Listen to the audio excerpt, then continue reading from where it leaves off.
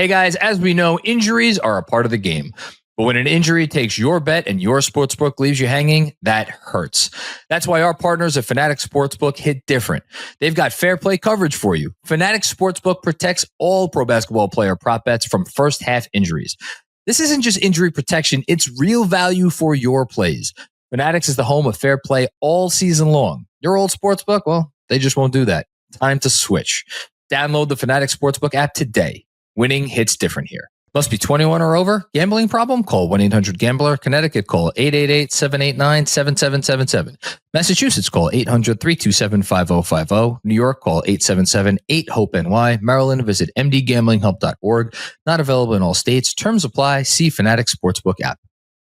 I wanted to check in with the one and only Jeremy Cohen because I have not had a chance to talk to Jeremy about the Giannis news. I guess it was news. Was it news? I don't know if it was news from yesterday, courtesy of the Shams report, and then the subsequent things that came out and trickled from other media outlets. Jeremy, how you doing? I'm good, John. Giannis is still not a Knick, and the Knicks he's not have a roster. He's not. No, the Knicks have their own roster crunch. I misinterpreted that whole thing. Yeah, you didn't realize it. It didn't happen. You thought it happened? Oh, I thought it happened. Bless your heart, man. No, he's still in Milwaukee. He's still in Cream City. It's usually what we call this podcast when I live stream, but that's alas different. How has no Bucks content creator? How did nobody take that before you came up with it? It's a great question. I don't know. It makes me want to run out right now, head to the local lawyer and just try to get a trademark on it. You better. Yeah, exactly. Coming from my cream.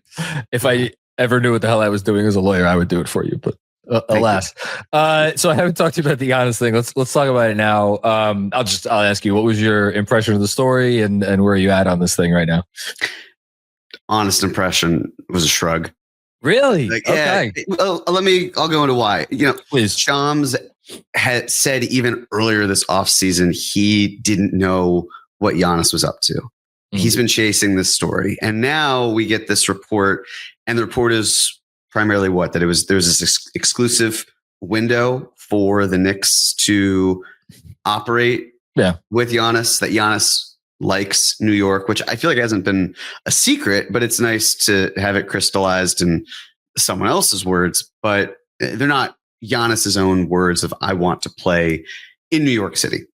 With that aside, it was like, okay, great. There's an exclusive window. You could probably tell that was around the time where the Knicks were thinking, do we move Mikal Bridges? Do we not move Mikal Bridges? I mean, there were questions about why is it taking until late July to sign someone who's been eligible since the end of June? Other pieces like that. So we know that, of course, Giannis is not going anywhere right now. And the Bucks, even with this exclusive trade window, it would have had to feature multiple teams.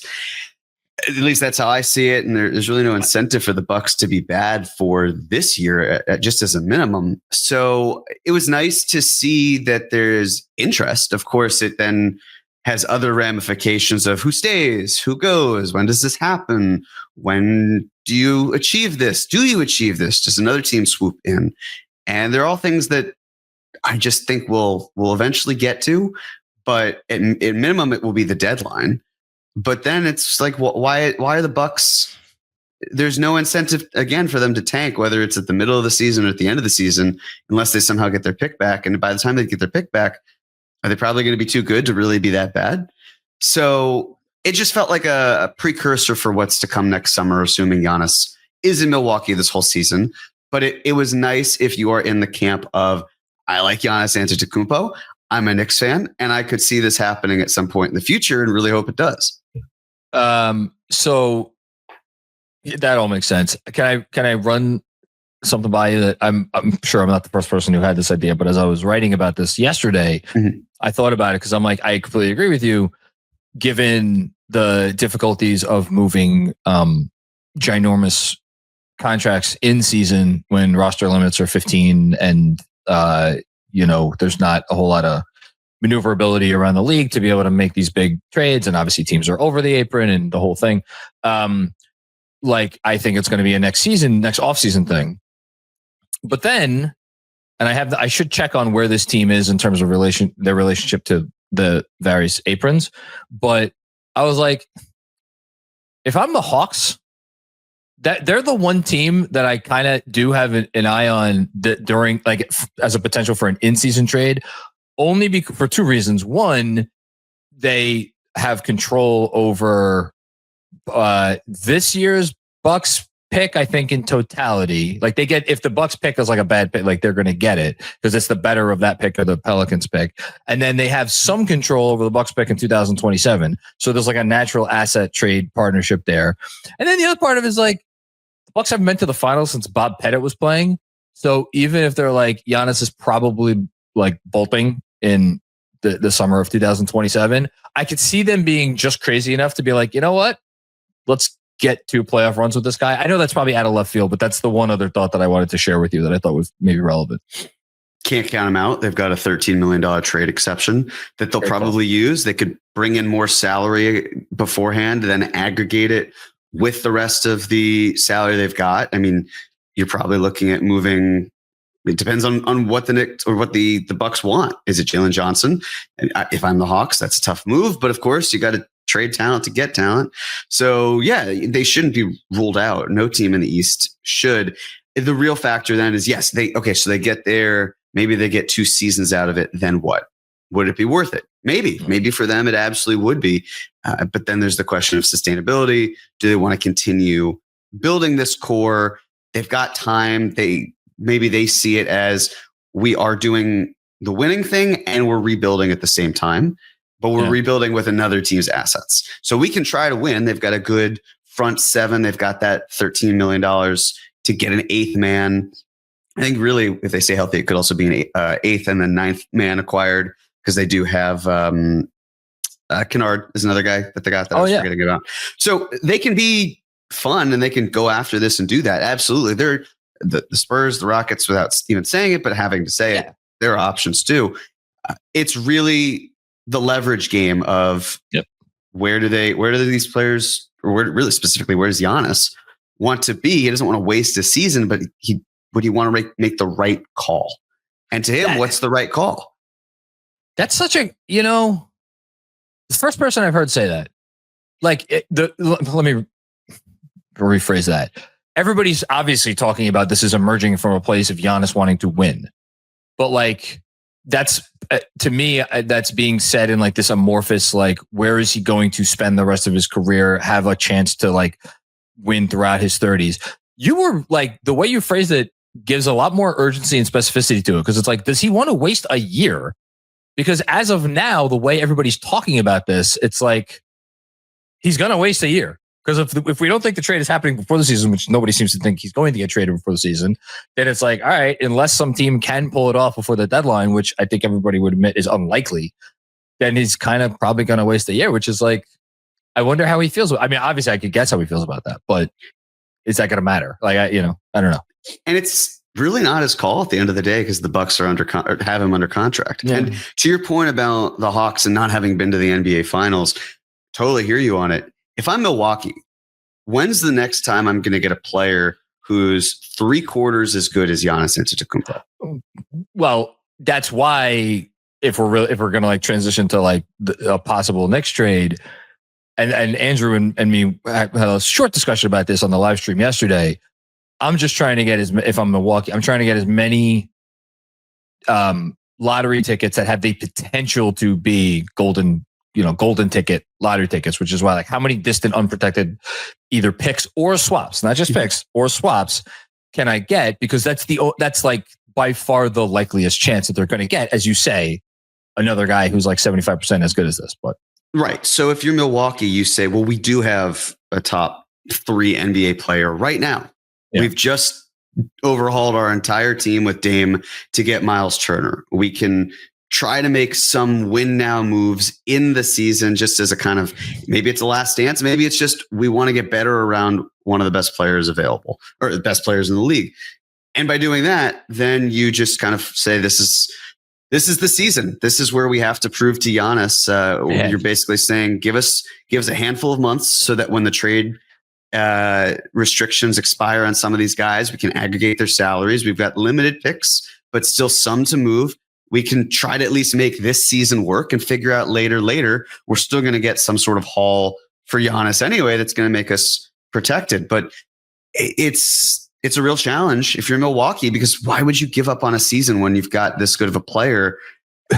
We've seen fewer players who are that elite be traded midseason. It's not impossible. We've seen like a Kevin Durant, Kyrie Irving situation, but it has become rarer because as parity has increased, teams have more likely said, well, we might as well go for it. If we're saying the East is wide open, why shouldn't the Bucks have the same philosophy of, yeah, I mean, the Knicks are a good team. The Cavs are a good team. All it takes is for us to get the 3-4 seed. We only have to play one of them, maybe. Depends on how everything shakes out. The Cavs will bounce in the second round. So you just never know. And that's where if I'm Milwaukee and I just got extended if I'm John Horst. So I want to keep pushing this through and think of the revenue that's lost by Milwaukee by losing Giannis. Which matters a lot to them. The money out the door, it's a significant factor. So it's just why I assume they're going to wait until after the season. They may not have to. They might do something midseason. But if they're waiting until the season, if you're the Knicks, you're thinking, how do I prepare myself for that moment? I agree with every word you just said. And yet, if I was running the Bucks, you know what position I would not want to be in? I would not want to be in a position where I'm a week away from the deadline. Let's say I'm the 4 seed and I'm 8 games. I'm like a handful of games over 500 or 6 or 7 games over 5, whatever it is. And there's a deal on the table where I could ship, I'm making something up, like Kuzma and I don't know what, another maybe mid-level salary to get like an impact player, not like an all-star player, but like an impact player who's going to make a real difference. But it's going to cost me my 2031 first unprotected and a 2032 swap, which are the last 2 picks that they could send out. Well, what do I do? I personally would not want that stress in my life. And yet it is entirely possible that is the position that they're going to find themselves in. Because the Bucks have a good chance to be at like the 4 or 5 seeds as anybody. It wouldn't shock me. Yeah, if you're coming from a place of Giannis is going to be eventually traded, then the logical answer is, well, why wouldn't you have moved him before? Yeah. Because you can get ahead of this. But that doesn't mean that you have to do it. I agree with you. It's not a position I would want to be in either. The ability to be like, well, we could either try to get a little better this year, or we could fold up shop. And that's not a fun place, especially when you have 1 year of team control, because it's not just 1.5 years at that point, or 1 1/4, or whatever you want to say. It's 2 playoffs. It's 2 bites at the apple of a championship. Yes. And that's the sell for any team this upcoming season, where they'd have to go in to get him. Would it be something if they didn't trade him and he just left in free agency? He could opt into his contract and then be traded as part of that and opt into the trade. But that's down the line. I guess the last thing I want to say, and I don't know if you have anything else, is like the one old man yelling at clouds from his lawn moment that I did want to have is I have seen a lot, and I talked about this a little bit on the Twitter show, Rebecca, like people being like, hey, who cares about this? Like, why are we even talking about this? We have a team that could win a title this year. Like, we don't want Giannis. We don't need Giannis, whatever else. And I guess where I'm coming at it from is like, it's okay to root for this team. It's okay to believe in this team. It's okay to think that this team could win a title as currently constituted. And it's okay to like not necessarily think about this in the forefront of our minds until next summer, which is when it's probably going to be relevant again, although as we just talked about, maybe it's sooner. But to be like, we don't need Giannis Antetokounmpo. That is the bridge a little too far for me, because and again, you're a little higher on the team than I am. You were higher on the team through the playoffs as it was happening than I was in the moment. So like we've had our discussions about that. But like I watched the playoffs. I remember the playoffs. I remember the struggles that they had in the playoffs. I remember the clear issues that this team is going to have, because of how they're built, with 2 kind of subpar defenders as their 2 best players. And the notion that Giannis could not help. Now, again, is there a trade out there that like doesn't sacrifice too much of their depth and actually makes them better? That's a whole later conversation. But I had to say that. That's all I wanted to say. Now I'm done saying it. Well, it'd have to be a consolidation trade really for Giannis.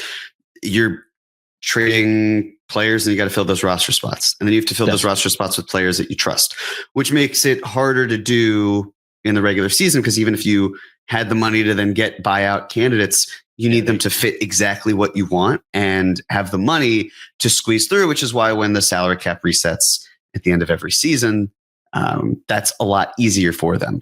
If you're the type of fan that's like, well, I really want to focus on this season and not think about Giannis at all. I just want to look at the guys that are on this roster and not. That's totally fine.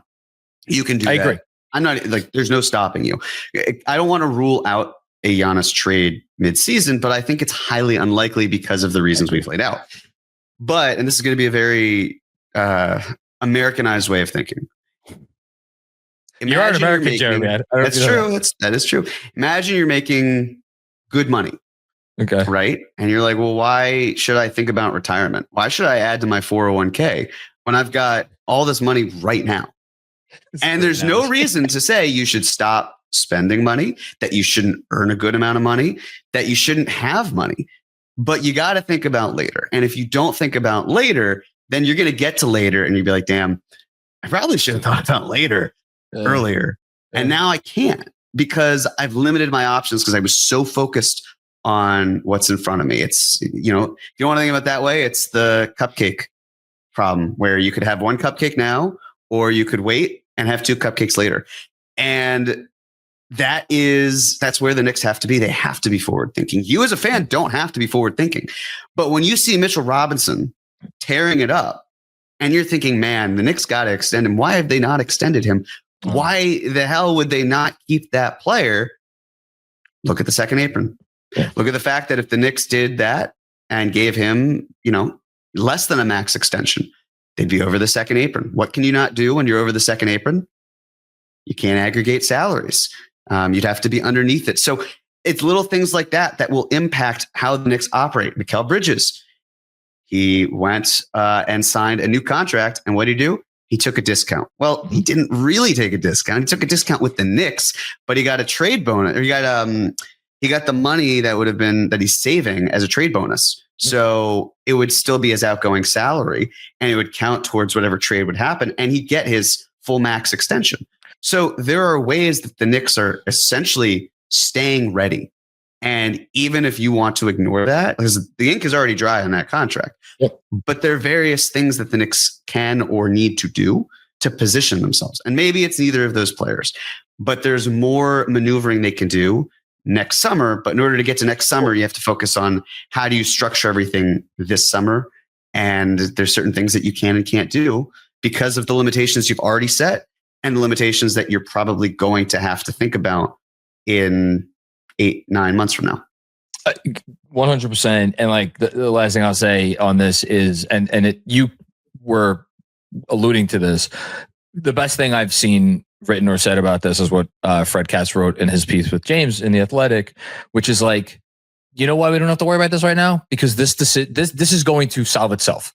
And I kind of wrote the same thing in the newsletter. Either the Knicks are going to win a championship this year, in which, like, great, yay, great, or they're not. And I suppose there is a world where they don't win a championship, but still come out of the season feeling hunky-dory and being like, run it all back. But that is rare. Usually when teams like who are in the business of winning championships don't win, they usually feel like, okay, what do we need to do to get better?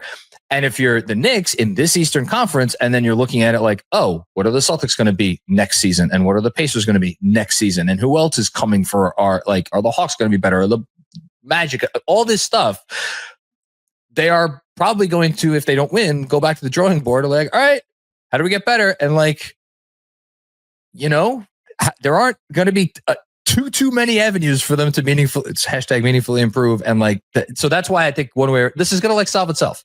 You know, it will. And that's why I appreciated the juxtaposition of James and Fred in their article, where the question was, should the Knicks go after Giannis? And James is like, this is going to sound crazy, but no. And here's why. And then Fred's portion was like, it doesn't matter because it's just like, it just doesn't matter. And I think both opinions are, I'm in alignment with them. Like and this isn't a don't go after Giannis conversation. It's just, it's probably not even going to happen. And if it does, we'll worry about that in February, but the likelihood, because of how everything's structured, is it's probably just this is something that happens before the season starts, and then we'll reevaluate it, but we can probably file it away for off-season content.